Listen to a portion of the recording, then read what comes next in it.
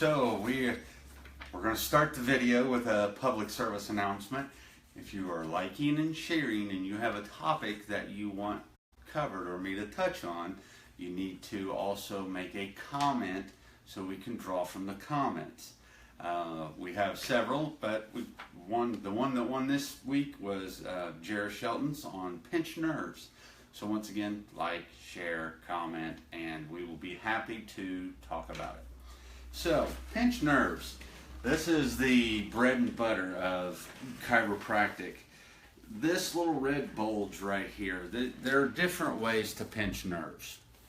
Okay, the way that chiropractors most commonly, or what we most commonly deal with, are the disc bulges like this. So when the normal curves of the spine come out, you increase pressure on the front of the vertebra, and that little gel there that you see actually has two components to it. The outside is like a burlap sack. The inside is like jello. Well, you can't see it. It's called the nucleus propulsus. Oh. But the inside is like jello. And when you get warmed up and you get moving, that jello turns to a fluid and it moves around. At night, when you lay down, you don't have the effects of gravity acting on the spine. So when you lay down, the spine actually opens up.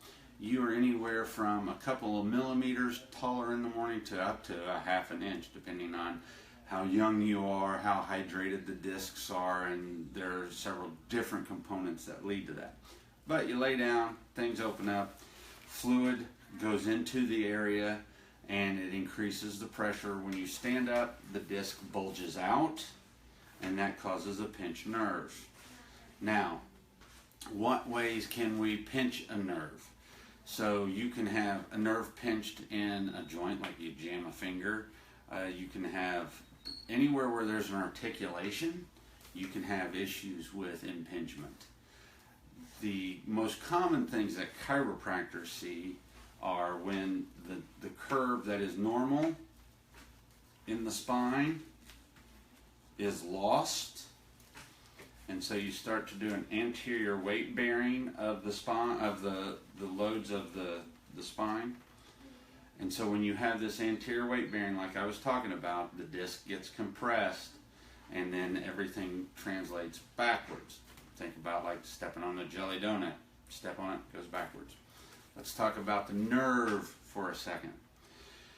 It only takes 9 millimeters of mercury of pressure to make the nerve itself malfunction or dysfunction. So if you take, that doesn't mean a lot to you, but if you take a grape and stick your fingernail in the side of the grape, the amount of pressure it takes you to dent the side of the grape is how little pressure it takes to make the nerve misfire.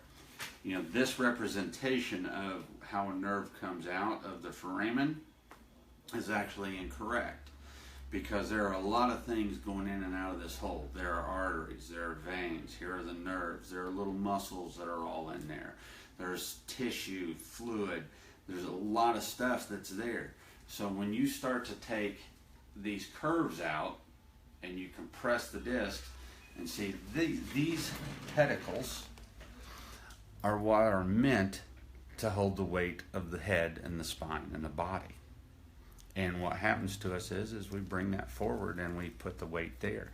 And that's when most people start to get, usually the compression happens at the lower cervical spine and at the lower lumbar spine.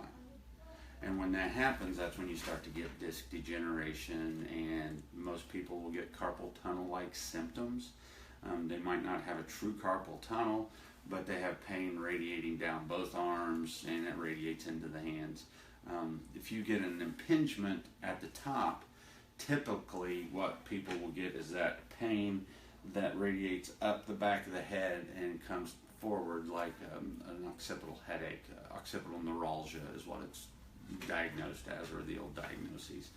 So I don't know if I've covered everything. That's just kind of off the cuff, which the talk is meant to be, but just things to remember. If you are waking up in the morning and you have more pain in the morning than you do at night, and you get warmed up, And once you get warmed up, you feel better. Most likely you're dealing with a disc bulge, which is going to start to cause an impingement. And once you start to cause impingement, then all of a sudden nerve flow slows down. It doesn't go out to where it should be, so it can't affect the change that it needs to be. And then nerve flow comes in to the spine and up to the brain, and it also is causing an issue.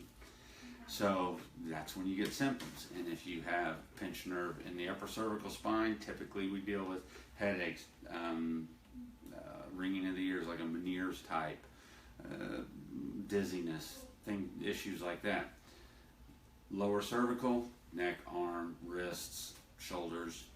Upper thoracic, once again, shoulders. You can have some respiratory issues. The thing about this area is it's pretty stable. You have the ribs and everything else, and the way we're designed, you know, God did a pretty good job of keeping this area stable, because if this area really gets funky, that affects heart, lungs, internal organs, which are really important. Once we go to the lower cervical or the lower thoracic spine, you're dealing again with GI issues, liver, gallbladder, issues like that. And then same for the upper lumbar. Once again, you can be dealing with bladder issues, bowel issues, sexual dysfunction issues. Lower lumbar spine, dealing with sciatica type issues. Once again, can be bowel and bladder type related, numbness and tingling in the feet, things of that nature. So if you like this, think this can help somebody out, like and share, comment. When in your comments, talk about something you want to hear. With that being said, have a great day.